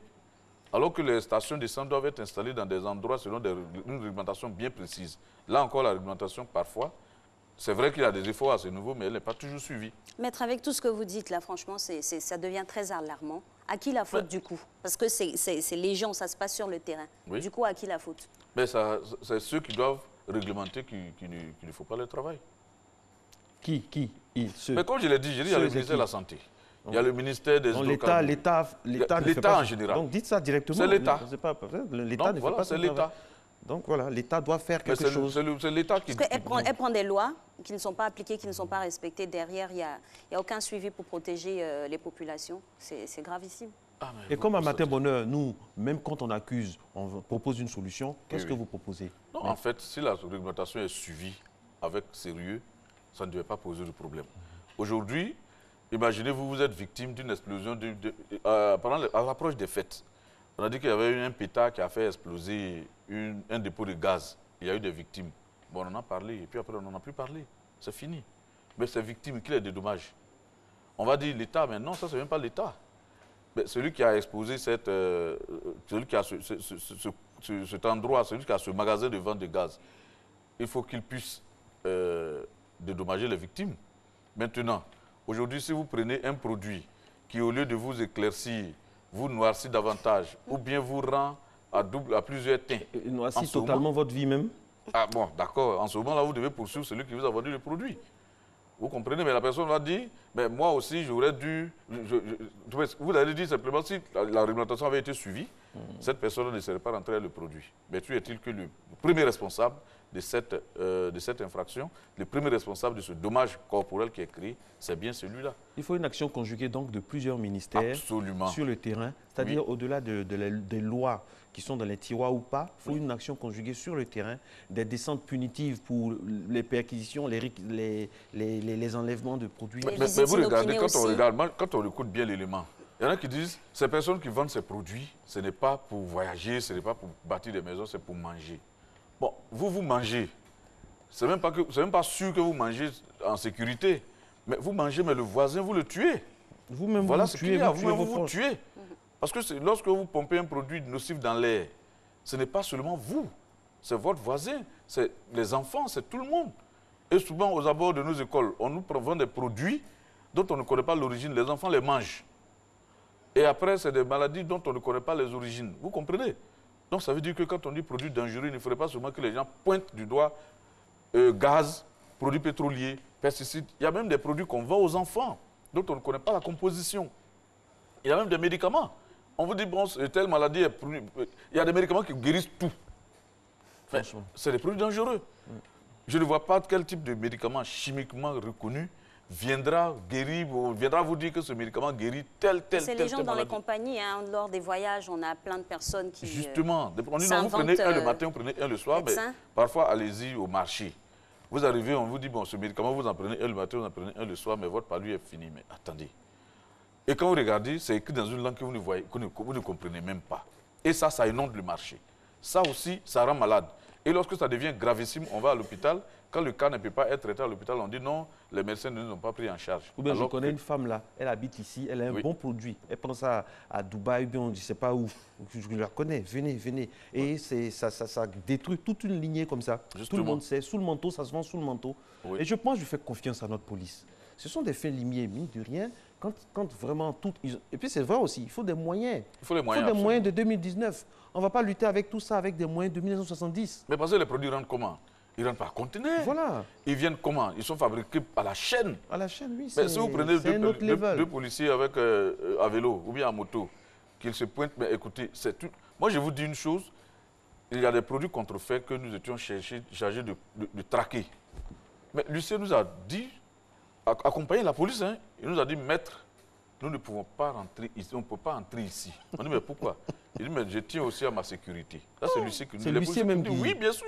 Il dit, ils tiennent à leur sécurité. Mais j'ai fait exprès le week-end, je suis allé faire un tour dans l'endroit où ils étaient censés faire l'exécution. Mais je vous dis, Mais vous et moi, on nous envoie là-bas, on ne va pas accepter. Mais parce que c'est tellement barricadé, c'est tellement protégé. Quand vous regardez l'endroit, on ne peut pas y aller. Mais les produits s'y vendent. Mais au nom de la loi, allez-y. Au nom de la loi? Oui, allez-y. Oui, d'accord, on peut y aller, mais lui, a vu, au nom de la loi, il a fait demi-tour. Vous voyez? Maître, en même temps, ce que vous êtes en train de dire, ces produits-là, ils ne sont pas proscrits tous. Hein. Il y a peut-être une méconnaissance de l'utilisation et de la portée. Non, il y a des compositions qui sont proscrites.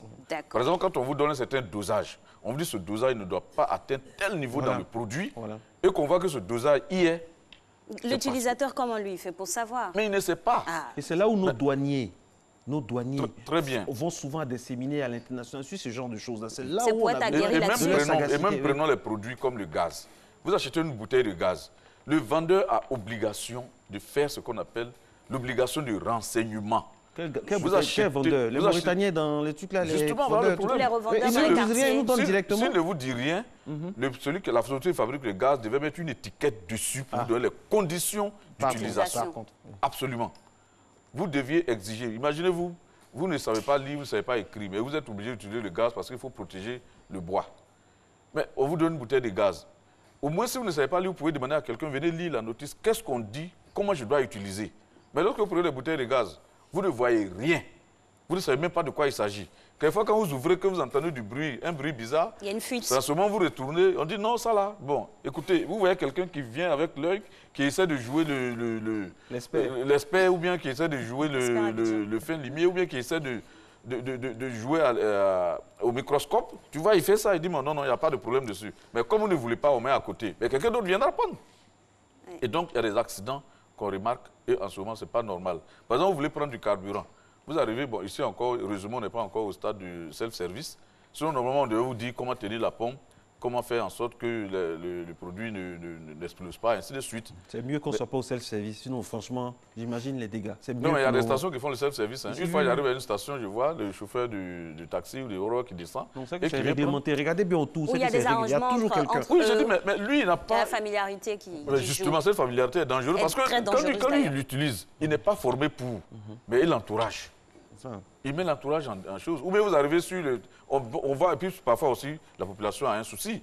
C'est bien écrit, interdit de téléphoner dans une station-service. On écrit le téléphone dans le bar. Mais en ce moment, tu vois, la personne sort. Allô, oui, je suis à la station là. Bon, en réalité, je viens d'arriver. Bon, laisse-moi prendre du carburant. Mais vous êtes dans la station, ils sont en train de vous servir. Vous avez votre téléphone en main. Mais le pompiste aussi ne dit rien. C'est tellement qu'il croit qu'on doit mettre la fiche et on ne doit pas dire aux gens ce que ça signifie. Donc, il y a tout ça. Il y a un relais. Il y a un relais. Donc, l'État a sa part. Il y a même la population même qui a sa part. Il faut respecter aussi la réglementation lorsqu'elle existe. Et il y a des moments où, à la station, on dit interdit d'entrer par là, puisque forcément, il y a une porte d'entrée, une porte de sortie. Vous voyez quelqu'un, parce qu'il est trop pressé, il vient passer par là où on ne doit pas entrer. Vous êtes de prendre votre cabinet, vous voulez sortir. Ça aussi, sur le plan sécuritaire, c'est dangereux. Okay. Et à la station, on devait veiller à cela. Donc, il y a une éducation à faire au niveau de la population. En définitive, puisque la loi est loin d'être appliquée, ce qu'on constate, très poreuse. Alors, lorsqu'on est victime de ce genre de produit, quel recours on a? Ça dépend on est victime de quel type de produit. Je vous prends un dépôt de gaz étatique. En ce moment, il y a un arrêt célèbre en droit administratif qu'on appelle arrêt Renault des Rosiers, qui dit que l'État, avant de déposer un produit dangereux près d'une agglomération, a le devoir de prendre toutes les mesures de sécurité et informer la population de la dangerosité des produits. Mais si tel n'a pas été le cas et qu'il y a une explosion, il y a des dommages, c'est l'État que vous poursuivez. Maintenant, s'il s'agit par exemple d'un dépôt de gaz privé qui a explosé, comme le cas d'Abobo qui a été passé sur Facebook, bon, on n'a pas vérifié, mais je crois que c'est vrai, c'est la personne qui est propriétaire de ce magasin qui doit être poursuivie. Si par exemple vous achetez un produit, vous vous rendez compte que vous êtes allé acheter par exemple, un produit de dermatologie, on dit bon, vous avez tel problème dermatologique, c'est tel produit qui peut vous guérir, et vous achetez, vous vous rendez compte que la composition est au-delà de la norme, en ce moment vous poursuivez la personne qui vous a vendu le produit. Parce que c'est arrivé effectivement, il y a eu, je crois, une de lessive, ou bien je crois que c'était, parce que l'affaire a été publiée dans les arrêts de la cour d'appel d'Abidjan. Il y a un ouvrage où on a eu un recueil d'arrêts, donc on peut en parler.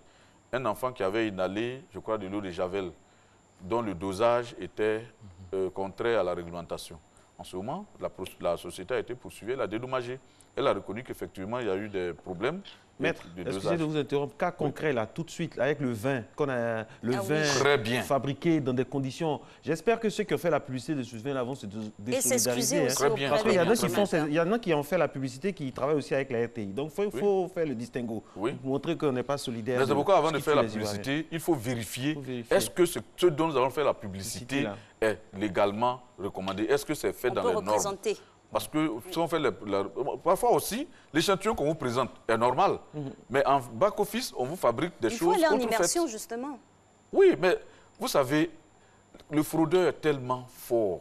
Il vous présente un produit, un magasin tout propre. S'il a un magasin sur les rues des Jardins que vous allez visiter, que c'est très beau, alors que l'usine est quelque part dans un bas-fond, vous ne pourrez pas savoir. Mais vous faites de bonne foi votre publicité, et vous-même vous goûtez d'ailleurs, et vous faites de bonne foi votre publicité. C'est pourquoi tout part de la convention de publicité. Il faut chercher, il faut dire ce dont on fait la publicité, dans quelles conditions on fait sa publicité. Et puis il faut repenser, il faut donner des moyens. Moi, j'insiste là-dessus. Il faut donner des moyens à notre police. Nous avons une police efficace, des gens vraiment bien formés. On voit ça ici, quand il y a des soucis, il y a toujours une solution qui se trouve. Il faut leur donner des moyens de 2019. Parce que les choses changent, les choses évoluent. Mais ça va très vite. Ça va très vite. Ça va très, très vite. C'est vrai que quand on discute avec eux, regardez, on les accuse parfois facilement, mais ils veulent bosser. Des usines de plastique qu'on installe dans des villas. C'est Dieu qui nous protège, comme disait quelqu'un. Et c'est quand il y a un problème qu'on découvre que, ah oui, mais il y avait une usine ici. Oui. Mais c'est pourquoi on voyait les gens sortir, on les voit entrer. Mais ça encore, c'est dangereux. Vous voyez des produits de fabrication de tout qu'on installe partout en ville. Vous comprenez? À l'époque, au temps du président Houphouët, il y avait des visites inopinées, il y avait des opérations. Bon, j'ai pas coup de poing, mais il y avait des choses. Des descentes musclées, et vraiment intempestives. Bon, aujourd'hui, il y a des conventions. Aujourd'hui, il y a des conventions. Bon, on est obligé. Non, c'est vrai, il y a les droits de l'homme. Il faut être regardant. Il faut être regardant. Mais c'est les droits de l'homme, c'est ça aussi. Oui, il faut anticiper. Il faut pas le droit à la sécurité, c'est normal. Le droit à une vie saine, c'est normal. Mais oui. Mais quelquefois, vous arrivez dans des quartiers, vous sentez des odeurs, comme si c'est du caoutchouc brûlé. Mais parfois, c'est une usine chimique. Et on dit on est habitué à ça, c'est là depuis longtemps. Ça tue. Mais il faut aussi que la population, à un moment donné, puisse prendre ses responsabilités. Mais nos associations de consommateurs... Vous êtes dans un milieu, vous sentez des mauvaises odeurs chaque fois. Mais il faut dénoncer. Les associations de consommateurs ne vont pas tout faire aussi. Nous-mêmes, des fois, si on les donne, on peut faire une lettre. Oui, vous voyez, chaque jour, on descend des camions nuitamment, des produits dont vous ignorez tout. Mais il faut signaler. Il faut dire non, mais tel jour, on a vu des camions ici, ce n'est pas normal. Il y a des camions qui descendent ici, des produits, des gens qui viennent bizarres la nuit, ils sont encagoulés, ils viennent soulever des pactages. Ça, ils disparaissent. C'est pas normal, mais il faut les dénoncer aussi. Et on va dénoncer. La loi est là. Elle est là en document. Mais est-ce que la loi va se promener physiquement? Non. Donc il faut que la population... Chacun devrait se faire le relais de cette loi. Mais puisque parfois la population aussi se rend... Merci beaucoup, Maître Knekiyobian. Voilà, c'est un sujet vraiment qui nous prend. Hein. La sécurité n'a pas de prix et demande beaucoup de moyens, autant préventifs que coercitifs. Ça, franchement, il faut qu'on insiste là-dessus. Merci d'être resté en notre compagnie, mesdames et messieurs, pendant ces 90 minutes et un peu plus. C'était Matin Bonheur. Nous étions là pour dire la vérité et surtout pour aider notre société à avancer. On espère que nous y sommes arrivés. Bonne journée.